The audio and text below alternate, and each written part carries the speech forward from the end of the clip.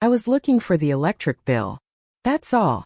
The bottom drawer of my husband's desk was stiff, like it hadn't been opened in months. I tugged it, heard the small snap of the lock giving way, and a thin folder slid forward, landing in my lap. White label, black letters, will. My chest tightened, but I opened it.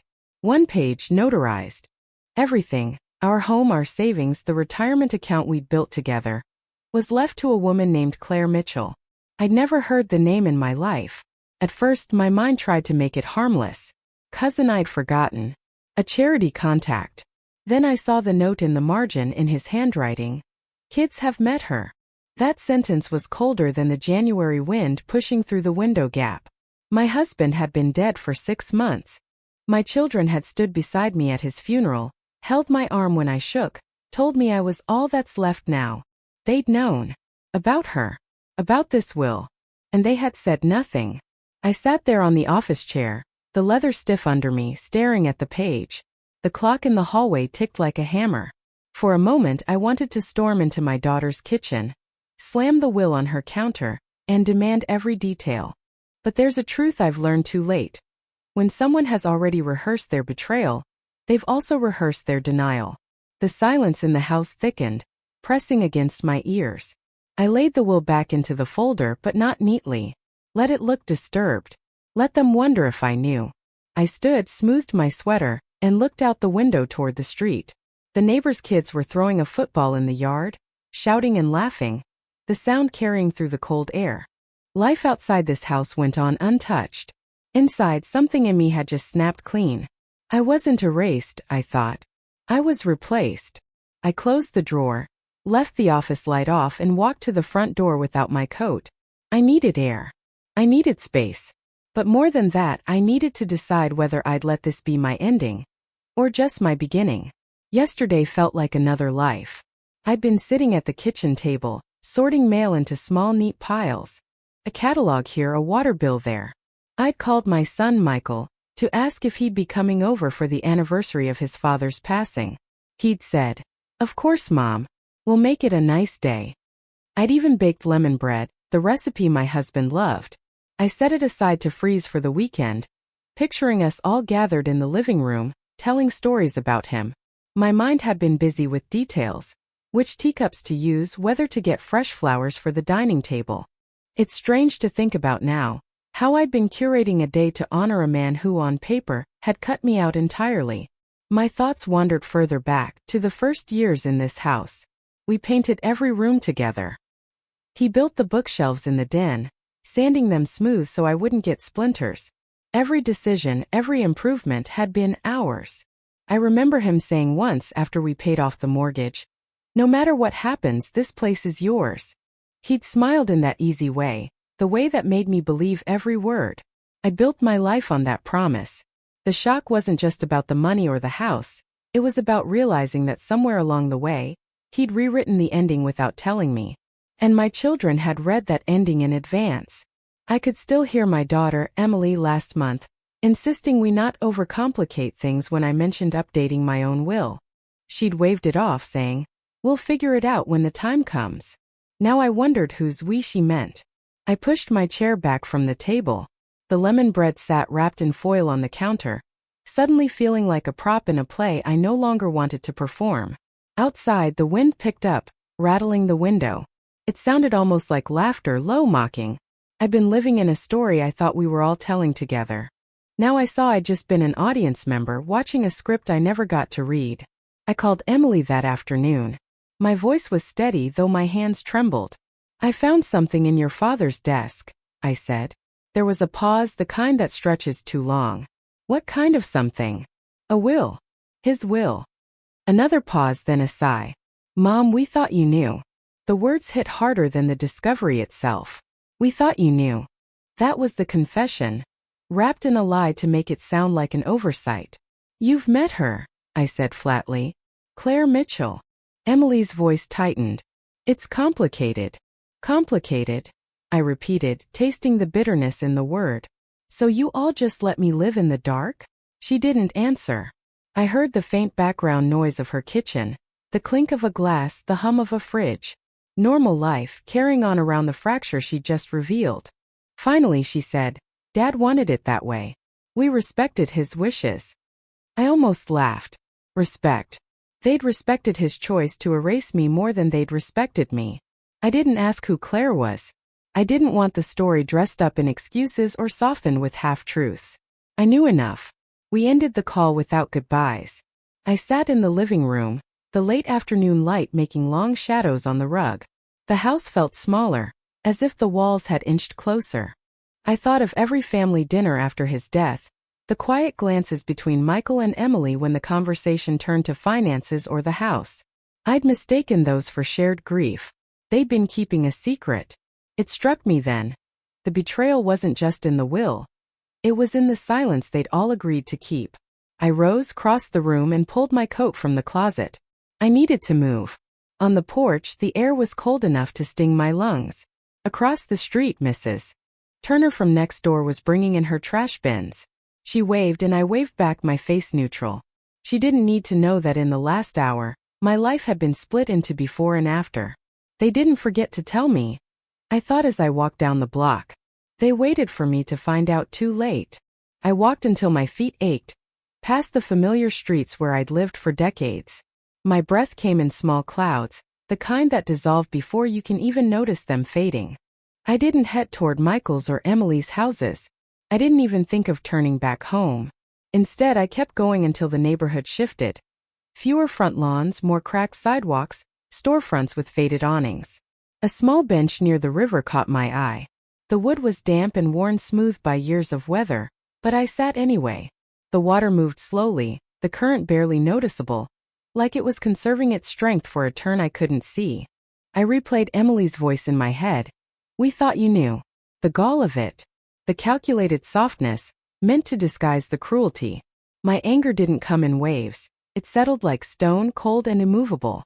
I wanted to shout, to demand why they'd done it. But here's the truth. When people betray you in silence, they expect your outrage. They're ready for it. They've already decided how to dismiss it. A man walking his dog slowed as he passed me. "You okay, ma'am?" he asked. I met his eyes. "I'm fine. Just sitting with a decision." He nodded, not pressing for more, and moved on. The river smelled faintly of damp earth and winter. I imagined dropping the will into the water, watching it float away until it sank. But that would be too easy for them. They think they've closed the book, I thought. But I haven't even started writing my ending. After a while I stood, my knees protesting the cold. I took the long way back toward the bus stop, weaving through streets I rarely walked. The city noises, distant horns, a door slamming, someone laughing, felt far away, like I'd stepped into a parallel life where I was already gone. By the time I reached the stop, the sun was setting. I boarded the bus without thinking about where it would take me. I just knew it wouldn't be back to that house tonight. "I'm not leaving," I told myself as the bus pulled away. "I'm just not returning." The bus dropped me downtown, where the streets glistened from a recent rain. Neon signs reflected in shallow puddles, making the night look brighter than it felt. I walked without hurry, letting my eyes drift over storefronts until a dimly lit cafe caught my attention. Inside, the air was thick with the scent of coffee and cinnamon. A young barista with a knit cap took my order, black coffee, no sugar, and slid a chipped mug across the counter. I carried it to a corner table near the window. I pulled my phone from my bag, not to call anyone, but to check the email account I rarely used. It held bank statements from my husband's accounts, ones I'd kept access to more out of habit than need. Scrolling through them, I saw the pattern immediately. Monthly transfers to Claire Mitchell. Small amounts at first, then larger ones steady as a heartbeat. The earliest one dated back 8 years. 8 years of quiet siphoning. 8 years where I'd thought our belt tightening was for our future. I sipped the coffee. Bitter clean. The kind of taste that doesn't pretend to be anything else. A couple at the next table laughed, the sound sharp in the otherwise muted room. The barista called out an order. "Almond latte for Sarah." And the normalcy of it all made the discovery feel even starker. It wasn't just the money. It was the knowledge that my children had likely known. That they'd smiled at me across dinner tables while the life I built was being funneled away. The phone buzzed with a text from Michael. "Mom, where are you? Emily says you sounded upset." I stared at it until the screen dimmed. They didn't just take what was mine, I thought. They took the question of whether I'd ever trust them again, and answered it for me. I didn't reply. Instead, I opened the Notes app and typed 3 words. Call the lawyer. I drained the last of the coffee, left a few bills on the table, and stepped back into the night air. The wind cut sharper now, but it felt almost clean against my face. I wasn't going home. Not tonight. Maybe not ever. The next morning, I woke in a small budget motel 2 blocks from the bus terminal. The heater rattled all night, but I slept heavier than I had in months. No house full of memories, no phone buzzing with half-truths and demands. Just the hum of an ice machine down the hall. I sat on the edge of the bed, my bag at my feet, and pulled out a worn envelope I'd kept for years. Inside were copies of my will, my savings account statements, the deed to a small plot of land my grandmother left me. Proof of what was still mine. At 9 sharp, I called the number of a lawyer I'd used once after my mother died, James Holloway. His voice hadn't changed, deep and measured. I need to update some documents, I told him. Today? He asked. Today, I said. And I want it airtight. We agreed to meet in his office at 2. Before leaving, I took a city map from the motel lobby. I traced a route from here to a neighborhood I'd always liked. Older buildings, tree-lined streets, nothing fancy. Place I could disappear into. On the way to the lawyer's office, I stopped at a small stationery store and bought a lockable file box. It felt heavier than it should, even empty. In Holloway's office, I slid the envelope across his desk. Everything goes to my granddaughter. No exceptions.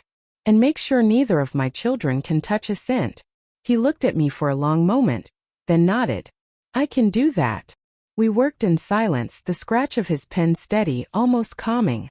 When it was done, I signed without hesitation. Back outside, I turned my phone on long enough to see a dozen missed calls. Michael, Emily, even my sister. I powered it off again. They can't lose what they never owned, I thought. But they can discover they never owned me. I walked back toward the motel with the file box under my arm. My steps felt heavier, but my chest felt lighter. The first cut was made. And I wasn't about to stop. 2 days later, I found myself in a corner booth of a diner off the highway.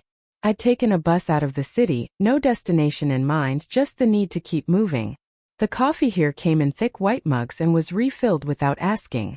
A waitress with silver hair and bright red lipstick stopped by my table. "You're not from around here, are you?" she asked, setting down a plate of toast I hadn't ordered. "No," I said. "Just passing through." She tilted her head, studying me the way people do when they're trying to place you. "You look like someone who's finally done explaining herself." The words caught me off guard. I gave a small smile, the first real one in days. "Maybe I am." She nodded, as if that was the only answer she needed, and left me to eat. Outside the window, trucks rumbled past on the wet asphalt. The sky was the color of steel, and the air carried the smell of rain even through the glass. I thought about the life I'd left behind. My kitchen, the worn armchair in the living room, the framed family photos I now realized were a curated version of the truth. They'll say I vanished, I thought. But really, I just stopped returning. When I paid the bill, the waitress slipped a paper napkin into my hand. On it she'd written, "You're not lost. You're just elsewhere." I tucked it into my wallet without a word. Back on the bus, I sat near the rear, watching the blurred shapes of towns pass by. I wasn't running from them, not exactly. I was running toward something they couldn't follow me into. A life that didn't include their control, their secrets, their rewrites of my history. I leaned my head against the window and closed my eyes. The motion of the bus was steady, almost lulling. Somewhere, in a place I hadn't yet seen, there would be a small apartment or a room for rent, and it would be mine. Not ours. Mine. It happened in a small-town motel parking lot 3 mornings later. I was coming back from the lobby with a styrofoam cup of coffee when I saw Michael leaning against my car. "Mom," he said, relief spilling into his voice. "Finally." I didn't answer. I took a slow sip instead, the heat pressing against my tongue. "We've been worried," he continued, taking a step closer. "Emily said you sounded off. We just want to understand what's going on." I looked at him, really looked. My son, taller than his father had been, the same crease between his brows when he was pretending concern. For a moment I thought of him at 12, bringing me a dandelion bouquet from the yard. That boy was gone. You knew, I said. No question mark. He froze. Mom, it's not. Don't, I cut in. My voice was low, steady. Don't tell me it's complicated. Don't tell me it was Dad's decision. You stood there next to me all those months letting me believe I still had a place. His mouth opened but no words came out. Now, I said. You know what silence sounds like from someone who always showed up. A car door slammed somewhere nearby, breaking the stillness between us. He glanced toward the noise, then back at me. We didn't want to hurt you, he said finally. You didn't want to feel guilty, I replied. I walked past him, unlocked my car, and set the coffee in the cup holder. He didn't follow. In the rearview mirror I saw him still standing there, his hands shoved deep in his jacket pockets, looking smaller than he had a moment ago. As I pulled onto the road, my heart didn't race, my hands didn't shake. The confrontation hadn't been a release, it had been confirmation. They had already left me long before I walked away. The next week I sat in James Holloway's office again. The morning light slanted through the blinds, striping his desk with pale gold. It's all filed, he said, sliding a folder toward me. Your will, the trust for your granddaughter, the property transfer. Completely sealed. Only you and I know the details. I opened the folder and ran my fingers over the embossed seal. Every signature, every notarized page was a brick in a wall between me and the people who had assumed they'd inherit my life. What about my current address? I asked. Unlisted, he said. And the trust's mailing address is through our office. No paper trail to you. I nodded. Good. When I left, I didn't go back to the motel. Instead, I walked 3 blocks to a small real estate agency and asked about short-term rentals. The agent, a woman with quick eyes and a firm handshake, showed me a listing in a quiet neighborhood, 1-bedroom, furnished, month-to-month lease. It was perfect. Not because it was beautiful, but because it was temporary. My life wasn't about permanence anymore, it was about choice. That afternoon I moved in with nothing but my suitcase, the lockable file box, and a second-hand lamp I'd picked up along the way. The walls were bare, the air smelled faintly of paint, and the silence felt clean. My phone stayed off. I imagined Michael and Emily calling, maybe even driving by the old house to see if I was there. They wouldn't find me. They couldn't. I stood by the single window in the living room and looked out at the street. A couple walked past with a dog. A boy rode by on a skateboard. No one knew my name here. They'll call it me disappearing, I thought. But disappearing is an escape. This is a choice. The documents in the file box meant that no matter how they searched, they'd come up empty. My life had been rewritten, this time by my own hand.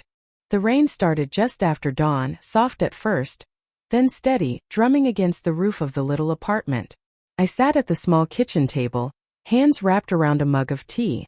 The steam curled upward, slow and deliberate, like it had nowhere to be. I'd unpacked the bare minimum: 2 plates, 2 cups, 1 pan. Everything else stayed in the suitcase. I didn't need more. Not now. Across the street, a bakery opened its doors. The smell of fresh bread drifted in through the cracked window, and for a moment, I thought about baking lemon bread again. Not for anyone else, just for me.